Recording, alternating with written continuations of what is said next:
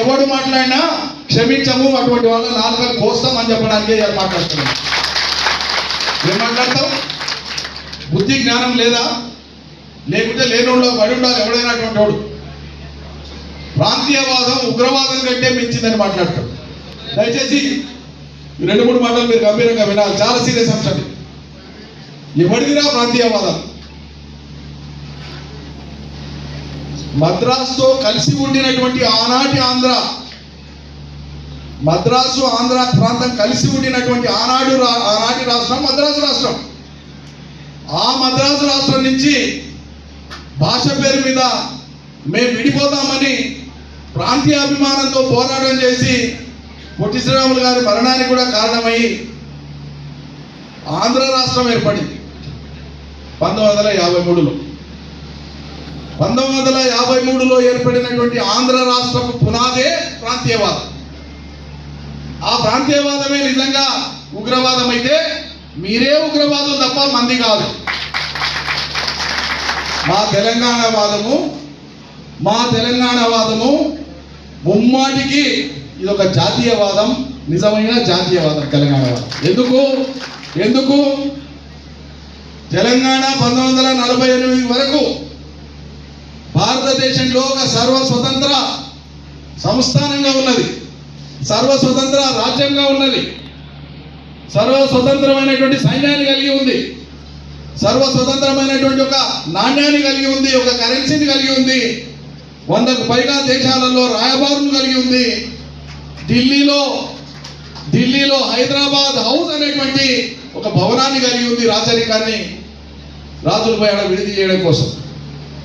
తెలంగాణ ప్రజలు తమ భవితవ్యం కోసం తాము బాగుపడాలని, ఇక్కడ ఉండేటువంటి ఫెడరల్ వ్యవస్థ పోవాలని, వెట్టి చాకిరి పోవాలని, రైతువారి చట్టాలు రావాలని, దున్నేవాళ్ళకి భూములు కావాలని, రాచరికం పోవాలని అనేక రకాలుగా అనేక సంస్థల నాయకత్వాన్ని పనిచేసినారు. సాయుధ పోరాటం జరిగింది.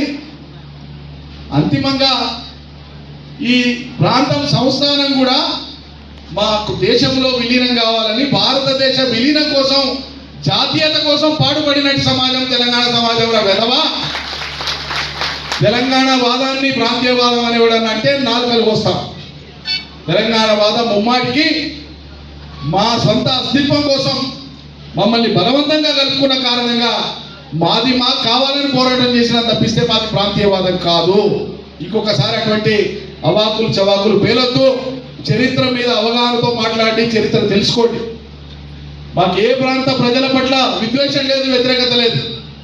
సంబంధ బాంధవ్యాలు ఉన్నాయి, రాకపోకలు ఉన్నాయి, సాంస్కృతిక సమ్మిళితం ఉంది.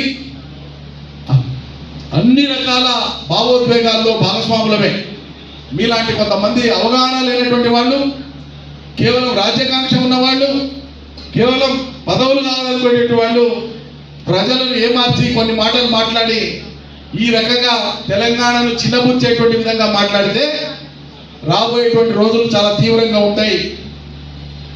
ఇలా కాంగ్రెస్ సర్కారు ఏదో ప్రజలు కొన్ని కారణాల చేత అవకాశం ఇచ్చింది కదా అని ఇలా శత్రువులు మనల్ని ఎక్కిరిస్తుంటే, పరిహసిస్తుంటే, అవమానిస్తుంటే మౌనంగా చూసుకుంటున్నటువంటి రేవంత్ రెడ్డి మొదటి ద్రోహి అవుతాడు తెలంగాణ చరిత్రలో. కాంగ్రెస్ పార్టీ ద్రోహి అవుతుంది, రాసిపెట్టుకోండి. నిజంగా కాంగ్రెస్ ప్రేమించేటువంటి వాళ్ళు మీరు మాట్లాడాలి, ఒక పొన్నం ప్రభాకర్ మాట్లాడినట్లు మాట్లాడాలి. నిజమైనటువంటి తెలంగాణ బిడ్డల పౌరుషం అది. ఆయన ఒక్కడే మాట్లాడాడు, మిగతా మంత్రులు నోళ్ళు పక్షవాదం వచ్చింది ఎందుకు మాట్లాడతలేదు? తెలంగాణకు అవమానం జరిగినాడు, మీరు ఏ పని చేస్తున్నారు? 100 ఉండొచ్చు. ఇలా రేవంత్ రెడ్డి సర్కారుకు మనకు చాలా అంశాలలో భేదాలు ఉన్నాయి. కానీ తెలంగాణ అంశం వచ్చినప్పుడు మీరు కూడా స్పందించేటువంటి గుణం లేకపోతే మీరు శత్రుపక్షం ఉన్నట్లా ఇటుపక్షం ఉన్నట్లా ప్రజలు ఆలోచించుకోవాల్సి వస్తుంది.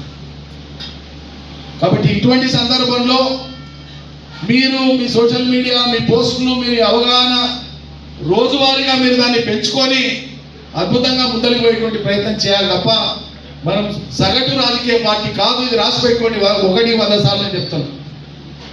సగటు రాజకీయ పార్టీ కాదు మనది. భారతదేశంలోకి వెళ్ళి ఒక భిన్నమైనటువంటి పార్టీ మనది. అతి తక్కువ సమయంలో ఇంత శరవేగంగా సామాజిక జీవనంలో ఆర్థిక జీవనంలో మార్పులు తెచ్చినటువంటి ఏకైక పార్టీ బీఆర్ఎస్ రాసి పెట్టుకోండి. ఏ రాష్ట్రంలో ఇది సాధ్యపడలే, ఏ రాష్ట్రంలో ఇది సాధ్యపడలే. మనం చేసిన అద్భుతాలు మీరు ఒకసారి గుజరాత్కో, మీరు ఒకసారి ఉత్తరప్రదేశ్కో, మీరు ఒకసారి అస్సాంకో ఎప్పుడన్నా అవకాశం వస్తే పోయేది. ఇప్పటికిప్పుడు అవకాశం రాకపోతే రేపు మన ప్రభుత్వం వచ్చినాక ఈసారి నాకు బలమైన కోరిక ఉంది, మన కౌన్సిలర్లను, సర్పంచులను, ఆసక్తి ఉన్న వాళ్ళని అందరినీ కూడా నియోజకవర్గానికి 1000 మందిని వేరే